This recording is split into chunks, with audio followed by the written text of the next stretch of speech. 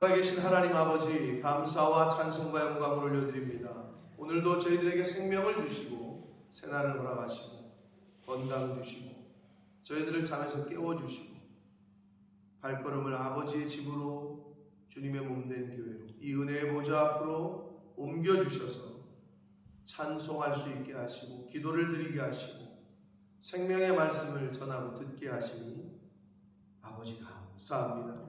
오늘 새로운 한 날을 시작합니다. 오늘 주시는 말씀을 듣겠사오니 성령 하나님 이 시간 임마누엘과 함께 하셔서 아버지의 뜻과 나를 향하신 아버지의 그 마음을 깨닫게 하시고 느껴지게 하시고 체험할 수 있도록 체휼할 수 있도록 성령 하나님께서 이 시간을 주장해 주옵소서. 예수 그리스도 이름으로 축복하며 기도 올려옵나이다. 아멘. 어제 우리가 호도동산이라고 불리는 곳에서의 신부를 발견한 솔로몬의 노래, 그리고 호도동산 주변 사람들의 그 탄성, 경탄, 깃발을 세운 군대같이 당당한 여자가 누구인가? 라는 그러한 주변 사람들의 술람미 여인을 향한 그 찬양까지를 우리가 보았고, 자 11절과 12절에서는 솔로몬에게 이르게 된 신랑 솔로몬에게 이르게 된 그 동기, 그 과정에 대한 신부의 회상이라고 볼 수 있습니다. 신랑에게 이르게 된 자신의 그 마음에 대한 신부의 회상인데 11절 보시면 골짜기에 푸른 초목을 보려고 포도나무가 순이 났는가 석류나무가 꽃이 피었는가 알려고 내가 호도동산으로 내려갔을 때 이제 거기 그 호도동산이라는 그 표현이 나오잖아요. 그러니까 뭐 grave of nut라고 되어 있던데 아무튼 영어 성경에서는 그렇게 번역을 했습니다. 그러니까 아마 뭐 호두가 많았던 것 같아요. 그 동산에 내려갔을 때 부지 중에 내 마음이, 그러니까 자신도 모르는 사이에 그렇게 이끌림을 당했다라고 표현하는 거예요. 자기 자신도 왜 그리 갔는지 모르지만 발걸음이 나를 그쪽으로 이끌었다. 나를 내 귀한 백성의 수레 가운데에 이르게 하였다라고 말합니다. 동산에 수레가 다닐 정도의 길이 있다는 것은 인위적으로 길이 조성됐다는 걸 말하고, 수레가 있었다라는 표현은 왕을 호위하는 그 부대가 같이 따라갔다는 것을 의미합니다. 근데 그 수레가 있는 동산으로 자신이 이르렀다는 거예요. 그러니까 솔로몬에게 왕에게 이르게 된 그 자신의 그 신부의 그 마음을, 그 간절함이 왕이 있는 곳으로 자기의 발걸음을 인도했다. 이런 표현을 지금 하고 있습니다. 13절은 그 호도동산에 있던 사람들의 그 어떤 요청이에요. 13절 보시면 돌아오고 돌아오라 술람미 여자야. 돌아오고 돌아오라 우리가 너를 보게 하라. 여기까지 그 13절 A 상반절까지가 호도동산에 있었던 사람들의 요청으로 보여지고, 너희가 어찌하여 마하나임에서 춤추는 것을 보는 것처럼 술람미 여자를 보려느냐, 이것은 사람들의 요청에 대한 그 신부 술람미 여인의 화답으로 보여집니다. 근데 여기서 너희가 어찌하여 마하나임에서 춤추는 것을 보는 것처럼 이렇게 되어 있어요. 근데 이 마하나임을 어떻게 해석하느냐에 따라 좀 여러 가지, 이걸 지역으로 볼 거냐, 지명으로 본다면 여기가 어디냐 하면 그 야곱이 가나안으로 귀환할 당시에 하나님의 천사를 만나서 씨름하던 약복강 근처에 있었던 지역이거든요. 근데 이걸 그런 지역으로 볼 거냐, 아니면 또 어떻게 해석이 되냐면 마하나임이란 얘기가 두 무리가 두 진영이 춤을 추는 거, 뭐 이렇게 볼 수도 있는 거예요. 근데 이거를 학자들이 연구를 하다 보니까 이게 어떤 의미로 쓰였을까? 근데 이제 마하나임 지역에서 이게 춤을 추는, 우리가 그 뭐라 그러죠? 그 어떤 지역의 춤을 추는 걸 무슨 댄스라고 그러죠? 포크 댄스. 예. 어느 지역에 이렇게 있는 그 춤이 있잖아요. 그것처럼 그 지역 전통에서 있는 춤, 그 춤으로 보기도 해요.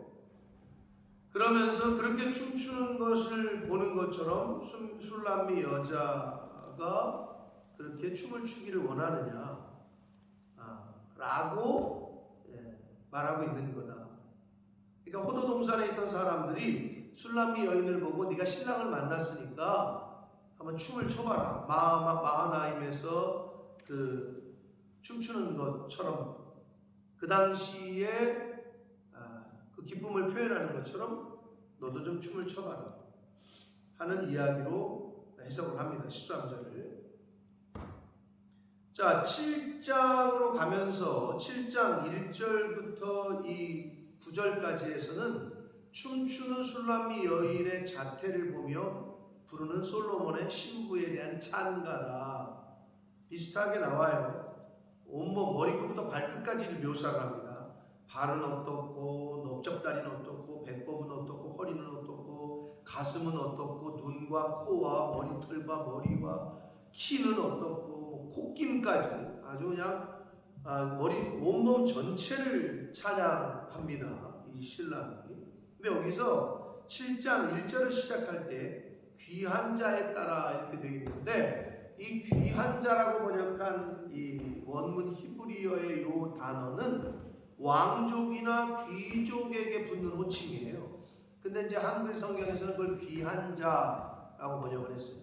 근데 술람미 여자가 출신 성분이 어때요? 일반 평민이었고 촌 사람이었단 말이에요. 그런데 왕족이나 귀족에게 붙는 호칭이 붙었어요. 왜 그렇죠? 뭐 요즘 시대 여자들이 좀 기분 나빠하는 표현이긴 한데, 요즘 시대에 그렇게 말했다가는 뭐 큰일 난다고 하는데, 신분 상승이 어떻게 되죠? 여자가 신분 상승하는 게 남자 잘 만남이라는 말을 하잖아요. 반대이기도 하죠. 남자가 또 뭐 여자의 공주하고 결혼하면 갑자기 평민에서 귀족이 되는 거 아닙니까? 똑같은 얘기야. 여기서 왜 왕족이나 귀족에게 붙이는 호칭을 썼느냐? 평민인 여자가 왕과 결혼을 했잖아요. 그러니까 왕비가 됐잖아요. 그러니까 바뀐 거예요, 신분이.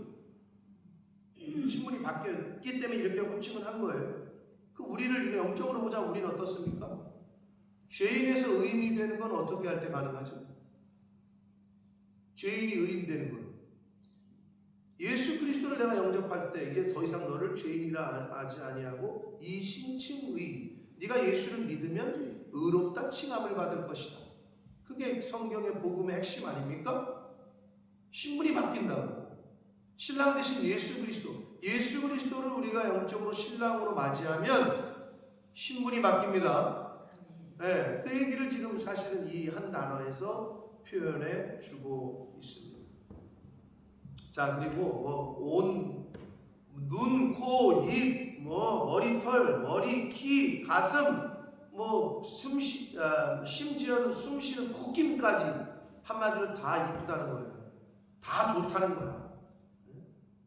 그 중에서 이제 그 눈을 4절에 눈을 보시면 눈은 헤스본 바드라빔 문 곁에 있는 연못 같고 그랬잖아요. 헤스본 바드라빔 그 바드라빔이라고 헤스본에 있는 그 바드라빔에 있는 연못이 당시에 유명했대요. 뭘로? 너무 깨끗하고 맑은 연못으로.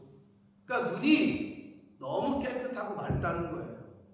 쉽게 얘기해서 이제 그 얘기를 하고 있는 거고요. 나머지도 다 여러 가지 표현을 했지만 아무튼 최고라는 거예요. 당시에 표현할 수 있는, 끌어댈 수 있는 가장 좋은 것들을 다 좋다고 얘기하고 있어요. 신부에 대한 찬가를 보내고 있습니다. 7절로 보시면 일단 4절에 다시 목은 상아 망대 같다. 목이 이렇게 곱다는 거예요. 한마디로 이렇게 곧고 아주 그냥 반듯하다는 거예요. 예. 머리털 얘기하고 머리 얘기하고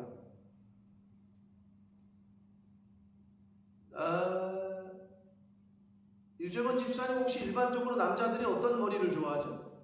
여자의? 네? 긴 머리. 그리고 긴 머리인데 곱슬 빠글빠글한 곱슬? 생머리가 그렇죠. 일반적으로 그래요. 일반적으로 막 곱슬 아줌마 파마한 거를 좋아한다는 남자들은 별로 없어요. 약간 긴데 막 찰랑 이렇게 막 이렇게 했는데 머리가 샥 돌아가면서 그냥 긴 생머리 약간 그 얘기를 하고 있는. 머리털은 자줏빛이 있으니 왕이 그 머리카락에 매였다. 여자 신부의 머리카락에 완전히 잡혔다는 거예요. 네, 이런 표현을 지금 하고 있고, 키는 7절 보면 종려나무 같고 그래요. 종려나무는 당시에 풍성함을 의미해요. 그 나무는 풍성함. 그리고 유방, 가슴은 그 종려나무의 열매송이 같다. 그 열매 같다. 이렇게 형용하고 있습니다. 표현을 해주고 있어요. 그 다음에 이제 하다가 이제 콧김 얘기를 하는데, 내 콧김은 사과 냄새 같고 향기가 난다는 거죠. 그 여인에게서, 신부에게서 콧김이 사과 냄새 같대요. 아주 그러니까 너무 사랑스러운 거예요, 볼 때. 그 다음에 9절 보시면 입은 좋은 포도주 같을 것이다. 좋은 포도주 같다. 자, 이거를 우리가 어떻게 해석할 수 있냐면, 입은 이제 그 말이잖아요. 말하는 기관이잖아요. 그러니까 좋은 말. 성도의 언어는 잘 익은 포도주처럼 항상 향기롭고 아름다워야 된다. 우리가 이렇게 교훈받을 수 있습니다. 여러분, 우리가 여기다 뭘 쌓았느냐? 말이라는 거는 그 사람의 생각, 정신이 말로 표현돼서 나오는 거잖아요. 입이라는 기관을 통해서. 그래서 말하는 걸 들어보면 저 사람이 책을 많이 읽은 사람인지, 저 사람이 성경을 아는지 모르는지, 저 사람이 교양이 있는지 없는지. 차라리 입 다물고 가만히 있으면 신비주의 모드로 가면은 신비하거든. 저 사람이 어떤 사람인지 잘 모르겠다. 왜? 말을 안 하니까. 말은 그 사람의 영이요 정신이기 때문에 말을 하는 순간 부산이시네. 말을 하는 순간 전라도에서 왔네. 말을 하는 순간 서울뿐인가 보네. 다 알잖아요. 너의 말이 그 예수의 제자인 걸 표현한다. 말을 하는데 예수 믿는 사람 같은데 말해보면 안다는 거죠. 말 안 해도 알지만. 그러니까 그 얘기를 하는 거예요, 사실은. 우리 입에서 나오는 말이 얼마나 중요한지 몰라요. 하나님을 모르고 성경을 몰랐던 우리 옛날 조상들은 말 한마디로 천냥빚을 갚는다. 그분들도 삶의 지혜 가운데 알았던 거예요. 말이 이렇게 중요하구나. 저 사람의 말 한마디가 나의 마음을 감동시키는구나. 야, 없던 걸로 해. 너의 그 진심이 통했어. 말 한마디로 천냥빚을 갚는 데잖아요. 그렇게 말 한마디가 중요하다는 걸 우리 조상들은 알았던 거죠. 성경을 몰랐던 분들도. 근데 성경의 말에 대한 중요성을 얼마나 강조를 합니까? 이 짧은 새치끝도 안 되는 혀가 사람을 죽일 수도 있고 살릴 수도 있다 라고 말하잖아요.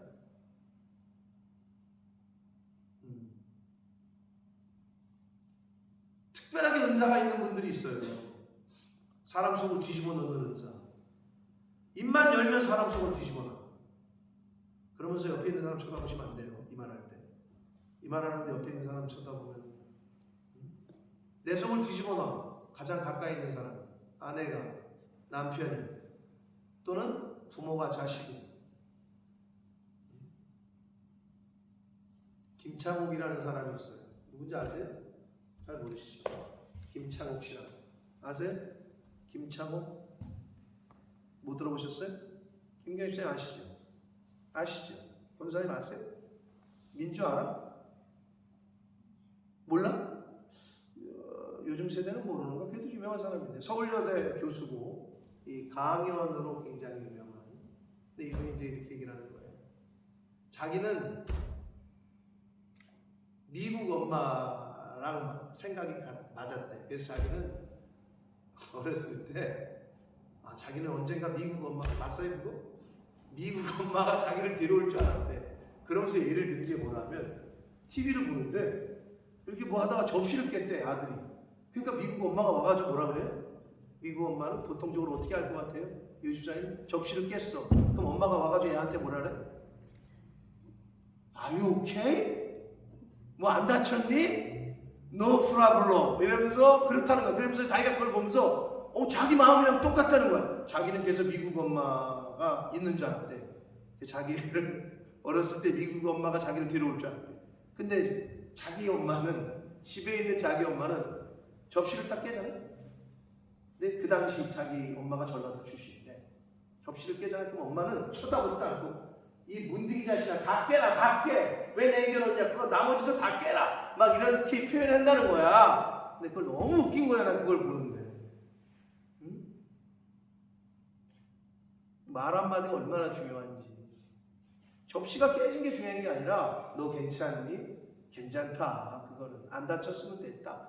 이래야 되는데 자기의 그 실제 엄마는 쳐다보지도 않고 그런다는 거야.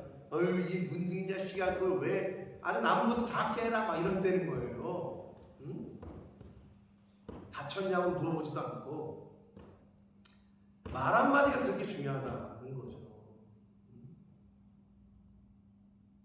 그러니까 하나님을 모르고 성경을 모르는 사람들도 어때요? 칭찬은 고래도 춤추게 한다. 그러니까 그 사람들은 많이 연구를 해본 거예요. 사람의 마음이라는 눈에 보이지도 않는 마음이라는 영역이 있는 것 같은데 그 마음이 상처를 입는 거는 돌멩이가 아니고 칼이 아니고 총이 아니라 말이구나. 그래서 눈에 보이지 않는 그 마음이라는 영역이 힘과 격려와 축복과 위로와 용기를 얻는 수단은 말이구나. 반대로 삶을 포기하게 만들고 의욕할 수 있는 어떤 의욕을 떨어지게 만들고 하는 것도 말이구나. 그래서 김창원 교수가 뭐라고 얘기하냐면 여자건 남자건 결혼할 대상을 찾을 때 말을 예쁘게 하는 사람과 결혼을 해라. 이런 표현을 하더라고요. 얼굴 예쁜 거 뭐 따지지 말고 언어, 말을 예쁘게 하는 사람과 결혼을 해라. 뭐 이런 얘기를 하더라고요. 아주 대한민국에서 이 강연하는 사람으로 그래도 좀 유명한 사람인데 그분이 또 크리스찬이에요. 그래서 기독교 TV에도 나와서 자신의 과거와 간증 뭐 이런 얘기를 하는 걸 좀 들었는데, 그러니까 말 잘하는 사람들 얘기를 들어보면요 깊이 생각을 하고 얘기하는 거예요. 딱 들어보면 맞거든. 근데 우리는 왜 그 생각을 못하느냐? 그런 상황과 그런 거에 대해서 깊이 생각해 본 적이 없어. 즉 사고의 능력이 없기 때문에 그런 말을 잘 못하는 거예요. 그러려면 어떻게 해요? 자꾸 들어야 돼요. 좋은 말들을. 그리고 좋은 글들을 자꾸 읽어야 돼요. 하나님의 말씀을 자꾸 듣고 자꾸 읽잖아요. 그 다음에 말로 나오는 거예요. 배우고 듣고 읽어야 말로 나오는 거예요. 믿지 않는 사람들에게 전도를 하고 예수를 전하고 복음을 전하려면 잘 듣고 잘 읽고 잘 배워서, 늘 제가 비유를 든 게 어린아이가 있는데 아빠한테 아빠 왜 하늘에 비가 와? 그랬더니 그거는 뭐 H2하고 뭐 CO2고 뭐가 만나가지고 이렇게 그런 설명한다고 알아듣냐고. 그렇게 설명하면 안 된다고. 근데 그 생전 처음 나온 애한테 뭐 이신칭이 얘기하고 앉았고 생전 처음 나온 애한테 로마서 읽으라고 그러고 그거는 방언이야. 그렇게 얘기하면 안 되고 그 어린아이의 수준의 눈높이에 맞게끔 하는 게 진짜 강의를 잘하는 거지. 그랬더니 난 그 광고에서 본 거야. 아빠 왜 비가 와? 땅이 목말라서 그래. 그래서 하늘에서 물을 주는 거야. 차라리 이렇게 설명하면 그 아이는 그렇구나 알아들을 거 아니야. 이건 우리 신앙생활에도 똑같다는 거예요. 80을 먹었건 70을 먹었건 60을 먹었건 성경에 대해서 교회를 한 번도 나오지 않은 사람들은 영적으로 봤을 때 이제 어린아이와 같은 거야. 근데 자꾸 왜 딱딱한 걸 먹이려고 그래요? 애들한테 애가 태어났는데 100일도 안 진 애한테 보리밥을 먹이면 현미밥이 좋은 거야 하면서 그 애한테 현미밥을 먹여? 애 죽이려고? 똑같은 개념이에요. 그걸 알아야 돼요. 성도의 언어는 잘 익은 포도주처럼 항상 향기롭고 아름다워야 된다라는 것을 구절을 통해서 우리가 또 교훈받을 수 있습니다. 그래서 이 포도주는 내 사랑하는 자를 위하여 미끄럽게 흘러내려서 자는 자의 입을 움직이게 합니다. 참 좋은 표현 아닙니까? 자는 자가 어떻게 죽어있는 성도들, 죽어있는 영혼을 움직이게 하는 저와 여러분의 언어가 되기를 축복합니다. 죽어있는 영혼을 움직여. 그게 뭐야? 죽어있는 자는 자가 깨어나고 죽어있는 자가 움직이고 그게 살게 하는 거잖아요. 죽어가는 영혼을 살게 하는 거는 저와 여러분의 언어야. 저와 여러분의 말이 교회를 안 다닐래다가도 누구 엄마 좀 그냥 말하는 거 보면 한번 교회를 나가봐야 되겠어. 누구 엄마 이렇게 보면은 교회를 나가고 싶은 마음이 생겨. 저와 여러분이 그렇게 되기를 축복합니다. 그래야 돼. 그래야 주변에서도 교회 가라고 자꾸 얘기해주고 그러는 거지.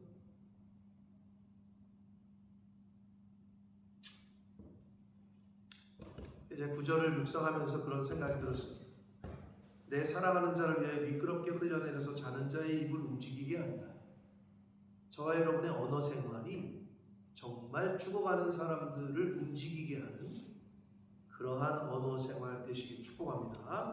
자, 10절 나는 내 사랑하는 자에게 속했다.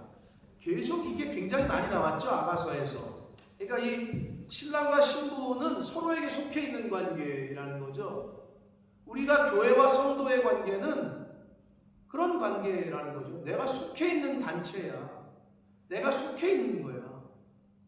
근데 여러분 어디든 마찬가지예요. 가만히 보면 학생은 학교에 속해 있죠. 자식은 부모에게 속해 있죠. 남편은 아내에게, 아내는 남편에게, 직장인은 회사에 속해 있죠. 그래서 인간은 어디에 이렇게 소속되는 걸 근본적으로 좋아한다고. 그게 있다니까요. 정치꾼들 보면 당에 속해 있잖아요. 근데 뭔 잘못을 하면 어떻게 돼요? 출당! 너는 우리 제적! 너는 우리 당에서 넌 나가. 이 시대 예루살렘 공동체에서 그 총회에서 쫓겨나는 것은 거의 죽음이었다고. 그렇게 여겼다고. 이 당시에. 그러니까 성도는 어떻게? 교회에 속해 있고 하나님에게 속해 있고 예수 그리스도에게 속해 있고 이 의식이 늘 있어야 되는 거예요. 여러분 시민권 영국에서 할 때 이민자들이 시민권 받는 것을 굉장히 중요하게 생각하고 여러 가지가 있죠. 왜? 나라에 속해야 되니까. 그 시민권을 받는 순간 나라에서 보호를 해. 쉽게 얘기해서 사회보장 서비스가 생겨. 그러니까 좋아하는 거 아니야? 근데 그것만 있나? 시민이 되는 순간 뭐도 생겨? 권리도 있지만 의무도 생겨. 각종 세금을 내야 하는 의무. 각종 의무를 하지 아니하면 권리도 찾지를 못해요. 당연한 거죠. 근데 사람들이 교회에 대해서 하나님 나라에 대해서는 그 관계를 잘 모르는 것 같아요. 내가 하나님 나라에 하나님께서 내라고 하신 또 이 공동체를 유지하기 위해서 말 그대로 봉헌을 하고 헌금을 하잖아요. 그래서 그 구약 시대에 보면 제사장 그룹과 레위 족속들 그리고 가난한 자들 성도들의 연보를 통해서. 그게 이제 제1, 11조, 제2, 11조 이렇게 나눠진단 말이에요. 구약에 보면. 그래서 그렇게 썼어.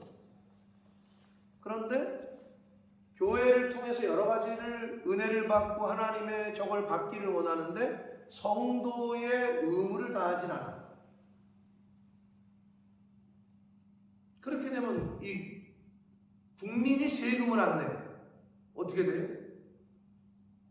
그 어떤 조직이 회원들이 회비를 안 내. 그러면 그 조직이나 나라는 운영이 될 수가 없는 거예요. 그건 당연한 거죠.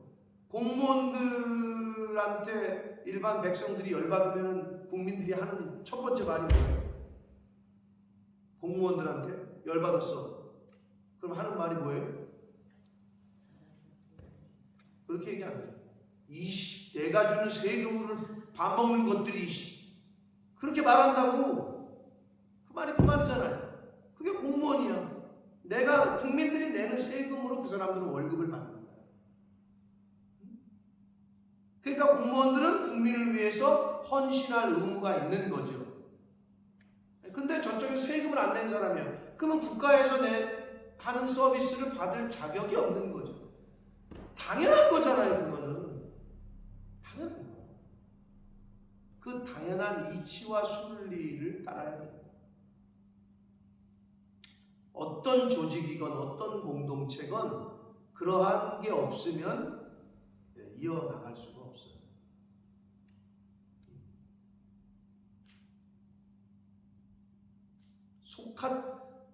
내가 교회에 속해 있다. 내가 하나님 나라에 속해 있다. 이거는 굉장한 의미를 갖고 또 그 속에서 파생되는 여러 가지 권리와 의무는 성경에서 너무나도 잘 설명을 해주고 있습니다. 그가 나를 사모하는구나 그렇게 말해요.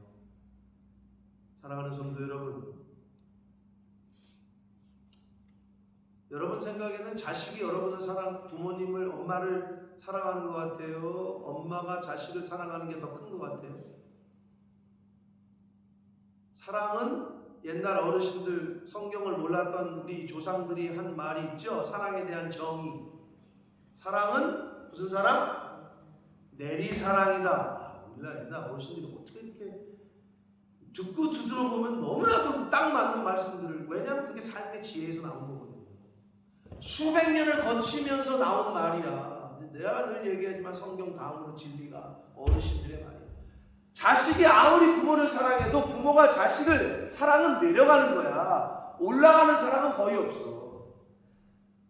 자식이 지가 부모가 되고 자식을 낳아야 그때야 부모가 자기를 어떻게 사랑하는지를 조금 아는 거야. 내가 엄마를 진짜 사랑해요. 그래도 엄마가 자기를 사랑하는 것만큼의 미치지를 못해. 우리가 아무리 하나님을 사랑한다고 교회를 사랑한다고 하죠. 하나님이 저와 여러분을 사랑하는 것만큼 사랑할 수가 없어요.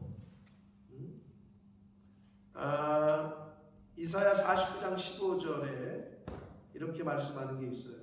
이사야 49장 15절에 여인이 어찌 그 젖먹는 자식을 잊겠으며 자기 태에서 난 아들을 긍휼히 여기지 않겠느냐.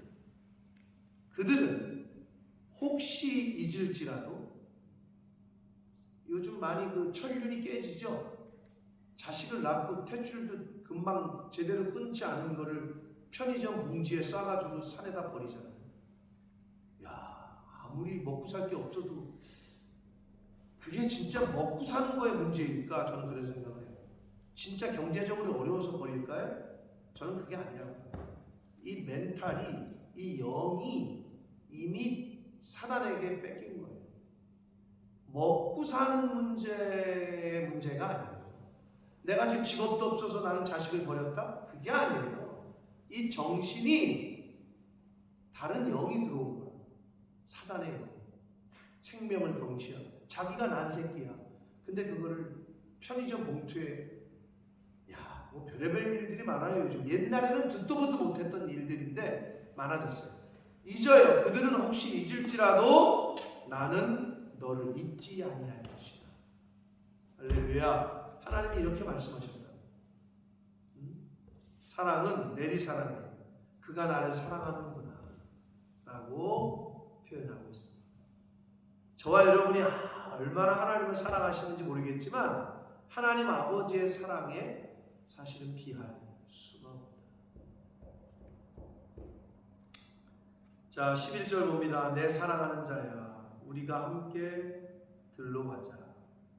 들러 가서 동네에서 유숙하자. 신랑을 향한 신부의 초청인데요.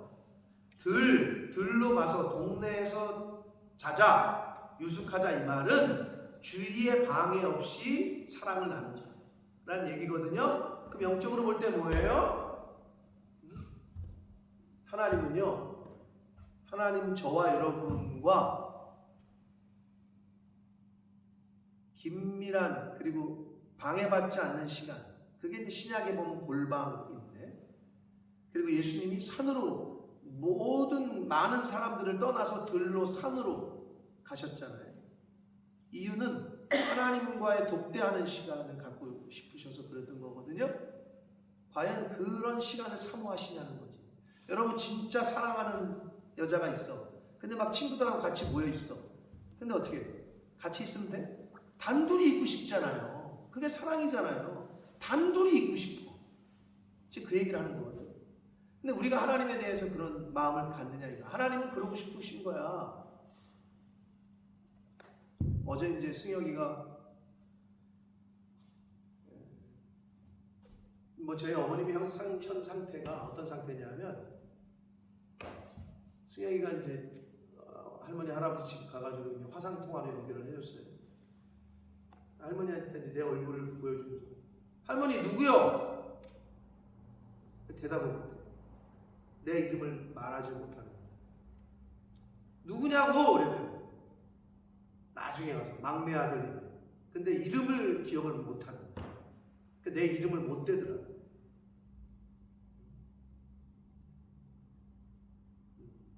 그러면서 한 말, 화면에 제가 보이니까, 제가 이따 왔잖아. 6월달까지 있다 왔잖아요. 근데 잊어버린 거지 당연히. 지금 이름도 기억 못하는 거야. 근데 딱 하는 말이가 언제 오냐 이러시더라고요. 부모는 그냥 보고 같이 있고 싶어요. 같이 있고 싶어요. 하나님은 저와 여러분과 함께 하고 싶어 합니다. 근데 자식 새끼들이 그게 안 그래. 지 좋은 거 다 한다고 나가. 그래서 어제 이제 저희 어머님 누가 씻기지 않으면 못 씻으니까 일주일에 그래서 2번 매일은 샤워해야 되는데, 자식들이 뭔지, 자기네 다 가정이 있고 멀리 사는, 가장 멀리 사는 형이 큰형이라고 그래도 일주일에 한 번 와서 씻겨. 근데 가장 가까이에 있는 둘째 형수가 하긴 하는데, 제가 있을 땐 제가 있고, 수요일날 제가 없으니까 제 아내가 이제 어머니를 씻기려고 이제 갔던 거고, 근데 이제 씻고 나올 때 이제 뻘거벗고 이제 수건만 들고 나오니까 승혁이가 할아버지 저 이제 할머니 나오니까 나가 있을게요 뭐 이런 간다는 소리를 한 거야. 그랬더니 저희 어머님이 간다는 소리, 쟤 왜 가냐, 가지 말라, 외로운 거야.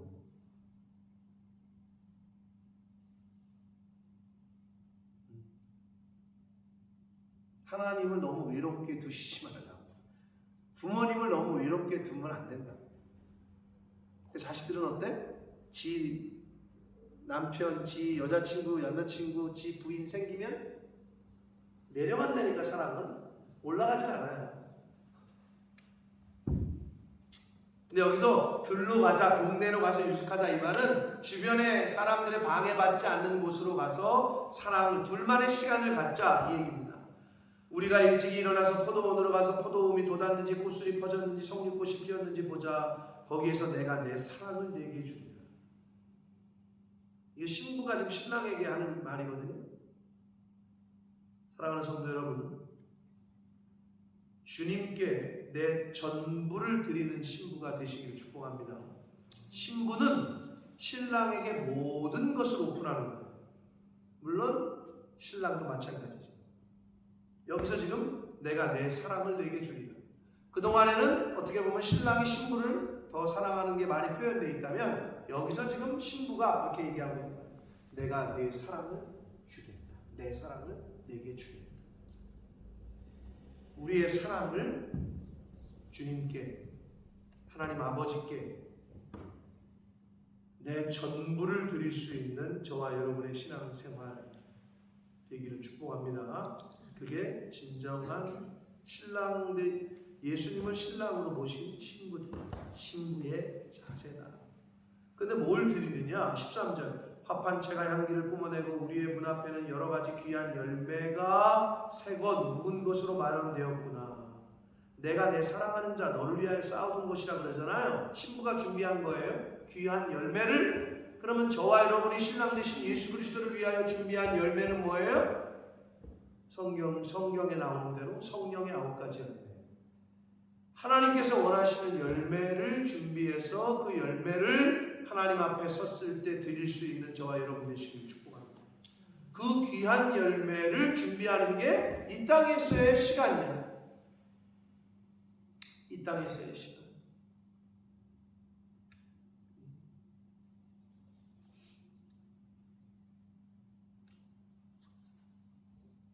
바라기는 주님께 드릴 영적인 열매를 잘 준비하시는 저와 여러분의 생명 있는, 육신의 생명이 있는 이 세상에서의 삶이 되시길 축복합니다. 그 열매를 준비하라고 맺어가라고 오늘 하루를 더 주신 거예요. 나 고쳐가고 성령의 열매를 맺으라고. 그러니까 이 세상은 일터요 훈련장이에요. 천국 백성으로 계속 훈련을, 트레이닝을 받는 거예요. 그게 이 세상이에요. 그게 우리의 목적이고 오늘 하루를 더 사는 목적. 나라는 옛사람을 또 죽이고 새 사람으로 살아가고 성령의 열매를 맺어가려고 힘쓰고 애씁니다. 오늘이 되시고 내일 주일날 또 하나님께 예배를 영광을 드리고 귀한 열매를 맺는 복된 주일, 복된 하루하루 그러한 삶을 사시는 저와 여러분이 되시기를 예수 그리스도 이름으로 축복합니다. 살아계신 하나님 아버지 감사와 찬송과 영광을 올려드립니다. 신랑 되신 예수 그리스도의 영적인 신부가 바로 저희들일진데 술람비 여인이 솔로몬을 위하여 귀한 열매를 준비했다라고 성경은 말씀합니다.